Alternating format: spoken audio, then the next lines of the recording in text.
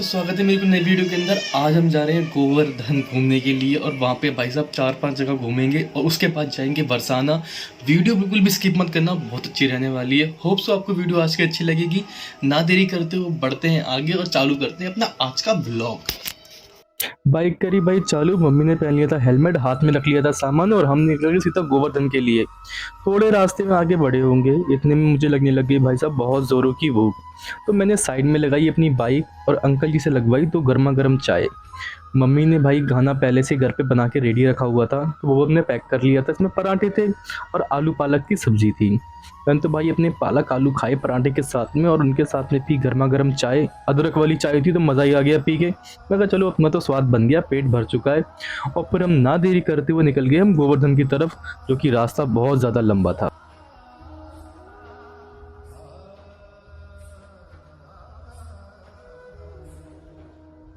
फिर हम पहुंच जाते हैं भाई गोवर्धन। तो यहाँ पहुंच के तो मुझे तसल्ली मिली क्योंकि मुझे जान में जान आ गई थी, क्योंकि बाइक चला चला के मेरी बैक में पेन होने लग गया था। मगर यहाँ का व्यू देख के थोड़ा चैन मिला, काफ़ी ग्रीनरी था तो देखने में काफ़ी अच्छा लगा। और फिर हम पहुँच गए थे राधे कुंड। भाई फाइनली हम राधा कुंड पहुँच चुके हैं। अब थोड़ा घूमते हैं यहाँ पे और आगे बढ़ते हैं। सच बताऊं तो जितना मैंने सोचा था राधा कुंड उससे कहीं ज़्यादा सुंदर है। और बात करें हम राधा कुंड के इतिहास के बारे में तो ये कहा जाता है हज़ारों साल पहले जब कृष्ण जी ने अरिष्टासुर का संहार किया था तो वो गऊ बेस के अंदर थे। यही बात उन्होंने राधा रानी को बताया। तो राधा रानी ने उनको बताया कि आपने अरिष्टासुर का संहार किया है और वो गऊ भेष में, तो आपको गऊ हत्या का पाप लगेगा। इतना ही सुन के श्री कृष्ण ने अपनी मुरली साइड में ज़मीन पर मारी और वहाँ पे कुंड का निर्माण कर दिया। और साइड में ही राधा रानी ने अपने कंगन से खोद के एक और कुंड का निर्माण कर दिया। वहाँ पे वो दोनों ने स्नान किया और उसी तरीके से अपने पाप से मोक्ष लिया। तो इसी तरह से भक्तों कहा जाता है कि यहाँ पर आके अगर आप नहाएंगे सच्चे दिल से तो आप अपने हर पाप से और हर किसी समस्या से समाधान पाएंगे। अब हम बढ़ते हैं आगे। कैसा रहा मम्मी राधा का, राधा कुंड का तुम्हारा? बहुत अच्छा है, बढ़िया रहा। चलो बहुत आगे चलते घूमने के लिए ना। अब हम चलते हैं भाई कुसुम सरोवर के लिए। ये मुझे ये जगह ना काफ़ी ज़्यादा सुंदर लगी, पूरी की पूरी शांत एरिया था यहाँ पे, मगर काम चल रहा था तो मैं ज़्यादा घूम नहीं पाया। और आप देखेंगे तो ये ना आपको देखेगा पहले राजा महाराजा नहीं होते जैसे किले बने होते थे उस टाइप का काफ़ी ज़्यादा सुंदर एरिया बना हुआ था ये। और इस पानी की बात करें तो ये बोलते हैं ये कुंड 60 फीट गहरा है और 450 फीट चौड़ा है। जो भाई दिखता है यार 60 फीट बहुत ज़्यादा होता है। और यहाँ पर ना मुझे तो काफ़ी अच्छा लगा था। थोड़ा सा मैं आगे गया था, अंकल ने मना कर दिया था कि आगे मत जाओ तुम गिर जाओगे, तो मैं पीछे आ गया। और ये रात में ना आपको देखने में कुछ ऐसा लगे कि यहाँ पर लाइटिंग वगैरह भी होती है। और बात करें हम कुसुम सरोवर की कहानी की तो ये कहा जाता है यहाँ पे राधा रानी कृष्ण जी के लिए फूल तोड़ने आया करती थी और छुप छुप के भी मिला करती थी, ये भी कहा जाता है। और इसका निर्माण कृष्ण जी ने ऐसे किया था कि एक दिन राधा रानी जो फूल तोड़ने आई थी वो फूल गलती से कृष्ण जी से नीचे गिर गए थे। तो कृष्ण जी ने बोला मैंने यमुना में धो के आता हूँ, राधा रानी ने मना कर दिया। तो कृष्ण जी ने मुरली मारी और इसी कुसुम सरोवर का निर्माण करा और यहाँ पे फूल धोए गए। अब हम आगे बढ़ते हैं मानसी गंगा के लिए। दोस्तों अब मैं पहुंच चुका था मानसी गंगा में। आप जैसे ही नीचे आएंगे तो आपको सामने दिखाई देगा एक बहुत भव्य कुंड और साइड में बैरियर लगे हुए। यहाँ से आपका मानसी गंगा का पानी इनमें से निकलता रहता है, यहाँ पे आप स्नान वगैरह कर सकते हैं। मानसी गंगा की वैसे देखा जाए तो 3 कहानियां बहुत प्रचलित हैं, जिसमें से एक कहानी जो सबसे ज़्यादा फेमस उसमें ये कहा जाता है कि जब श्री कृष्ण के माता पिता ने श्री कृष्ण से कहा कि मुझे गंगा में नहाने का मन कर रहा है, तब श्री कृष्ण ने अपने मन के ध्यान से मानसी गंगा की स्थापना की। तभी का इसका नाम रखा गया मानसी गंगा, मतलब मन से जो स्थापित हुई वो गंगा। और आप इसके साइड के सारा का सारा जो एरिया देखेंगे इसे जयपुर के महाराज राजा भगवान दास ने इसका निर्माण करवाया था। दोस्तों अब हम बढ़ते हैं गोवर्धन मंदिर की तरफ। गोवर्धन मंदिर पहुंचते के साथ में आपको श्री कृष्ण दिखाई दे जाएंगे नंगी उंगली से पूरा का पूरा गोवर्धन पर्वत उठाते हुए।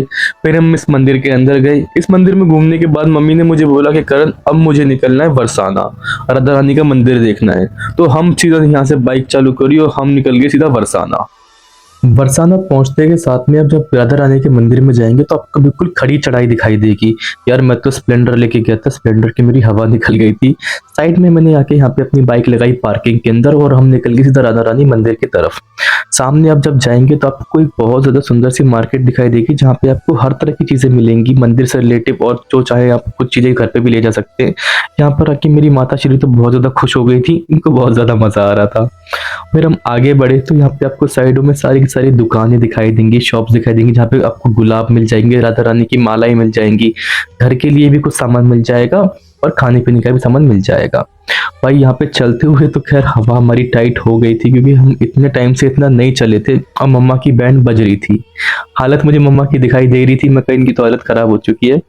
और साइड में जब मैं नीचे वाला व्यू देखा तो मुझे लगा कि हम कितना ऊपर पहुंच चुके हैं, क्योंकि ये काफी ज्यादा ऊंची पहाड़ियों पर बसा हुआ ये मंदिर मुझे लग रहा था। मैं तो यहाँ भाइयों बाइक से आ गया था, अदरवाइज आप बाइक से नहीं आते हो, पैदल आते हो तो आपको 250 सीढ़ियाँ चढ़ने के बाद में राधा रानी के मंदिर के दर्शन होंगे। वैसे इस मंदिर के बारे में एक कहानी और प्रचलित है, उसमें ये कहा जाता है कि एक बार राधा रानी कृष्ण जी से रूठ कर आ गई थी यहाँ पर। तो ये भी कहा जाता है अगर प्रेमी जोड़े यहाँ पर आते हैं तो उनका और प्रेम ज्यादा बढ़ता है। अब दोस्तों आगे इस मंदिर की कहानी जानते हैं कि इस मंदिर को कैसे निर्माण कराया गया। तो बात करें इस मंदिर के इतिहास के बारे में तो ये भी कहा जाता है कि इसका निर्माण आज से 400 साल पूर्व राधा उचड़ ने करवाया था। और ये भी मान्यता है कि इस मंदिर की कुछ दीवारें 300 साल से अधिक पुरानी है। यहाँ पर आते के साथ में मेरी तो भाई सीरियसली में बहुत ज़्यादा हालत ख़राब हो गई थी। आप ये चीज़ देख भी सकते हैं, मैंने मम्मा से बात बोली थी कि मम्मा इतना भारी बैग क्यों लेके आए। मगर जब हम मंदिर के और साइड पे आप जाते हैं गेट से पहले तो आपको एक एरिया दिखता है जहाँ पे लोग बैठे रहते हैं। वहाँ पे मुझे ये चीज़ें बहुत अच्छी लगी कि लोग डांस कर रहे थे और अपने मन में ही खोए हुए थे। ये कहा जाता है कि बरसाने में जो भी आता है वो बिल्कुल खो ही जाता है, मतलब भगवान के अंदर मंत्र मुक्त हो जाता है। और ये चीज़ें मुझे यहाँ पे देखने को मिली तो मुझे काफ़ी अच्छा लगा कि चलो यार यहाँ पर आना तो अपना सफल हो गया।